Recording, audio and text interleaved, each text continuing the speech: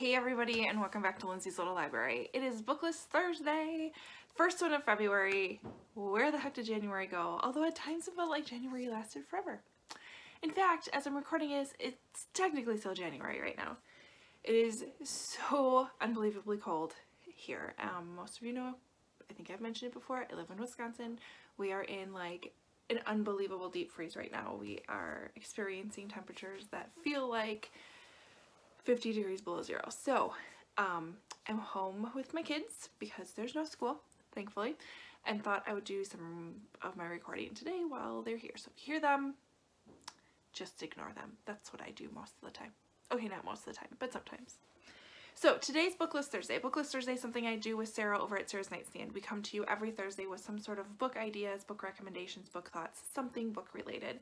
Today's topic is one that you guys suggested for our giveaway at the end of the year. So we've definitely been pouring over the immense amount of suggestions we got, which it's amazing. So we've been kind of whittling it down on what we want to do, and this first one has come up a few times. And so today's subject is favorite audiobook narrators, right? So this was a little tough for me because I do listen to a fair amount of audiobooks, but it's kind of, I had to do some research as far as who the narrators are and what else they have, and I was worried that I wouldn't have necessarily some favorites because, yes, I do listen to a lot of audiobooks, but I wouldn't say that some of the narrators like stick out to me until I started looking through my books and looking through the ones I listened to, and then it jives some memories and we've got some good ones. So we'll start with my absolutely number one favorite audiobook is Ready Player One by Ernest Cline. This is narrated by Will Wheaton, and he does a fantastic job. Fantastic job. Now, I did look into it.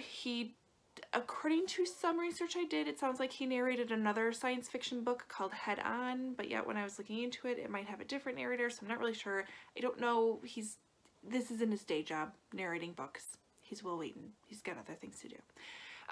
But if you're looking for an amazing audiobook experience, Ready Player One with Will Wheaton is fantastic. Then I listened to Sharp Objects by Gillian Flynn. This is narrated by Anne-Marie Lee, who she's got like some pretty flippin' amazing audiobooks out there. So she also narrated Woman in the Window. She narrated A Dog's Way Home. I mean, her list is huge.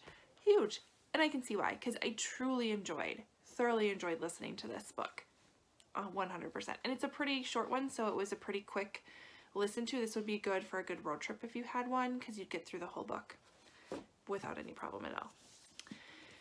My next narrator is Robert Petkoff. He narrated Before the Fall by Noah Hawley, which I haven't been explaining what these books are. So maybe I should do that. This one for sure is, there's a family on a private jet. They're flying, I think, from Martha's Vineyard back to New York, and they ended up allowing an extra passenger on board that was kind of just an acquaintance, but needed a ride, basically. And about 15 minutes into the flight, the plane goes down. That extra passenger and then the son are the only survivors. So very interesting. Again, narrated by Robert Petkoff. He also narrates all of the Richard Castle books. Truly enjoyed this. I can still remember what I was doing listening to this book, and I was able to still follow along. So I have certain books I can't listen to. I can't listen to fantasy books. I found I lose too many details. But this one, even though it's full of quite a few details, being more of a mystery thriller, was able to definitely follow along and enjoyed listening to him narrate the book, and really liked the book too. It's been a while since I've thought of that one as well. It was good. The next one I would recommend is Angela Masters. She narrated Tumbleweeds by Leila Meacham. This one, historical fiction. I loved her accents, very soothing voice, I just felt drawn into this southern atmosphere with the way that she narrated the book. So she was really great. It looks like she narrates all of the Julia Knight books. Definitely doesn't have quite the list as Anne-Marie Lee and Robert Petkoff do, but I believe she's got places to go because this was a fabulous book to listen to. Absolutely. Again, historical fiction, Takes place in the South. Most of the Leela Meacham books do. It has kind of a theme to it, but just drew me in and was a very soothing narrator. So really enjoyed that. Then my last one that I want to talk about, and this is just in general, and so I'll hold this one up. I listened to You Are a Badass by Jen Sincero. This is one I would love to buy on audio because any books like this are perfect ones to listen to, especially on my way to work or to home or in the car. They're just really good, feel-good books. And so I loved, this just set me up for a really great day when I listened to these books as well. Most of the time these books are narrated by the authors, which definitely helps you get sometimes a little extra in it, as well as any kind of memoirs out there. So The Girl with the Lower Back Tattoo I listened to, and Amy narrated that one. I listened to Lauren Graham's Talking as Fast as I Can, and that was fabulous because she narrated that, as well as most nonfictions I listened to, because again, you're getting usually the author is the one narrating it, so you get kind of an extra bonus.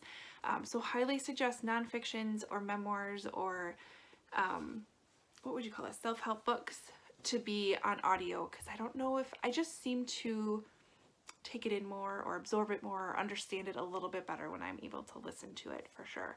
So highly suggest. I don't have a specific one in mind. Maybe this one. This is a fantastic one if you're looking for a good self-help book. But most of the time, I haven't found a bad one, I should say. So any of them are great.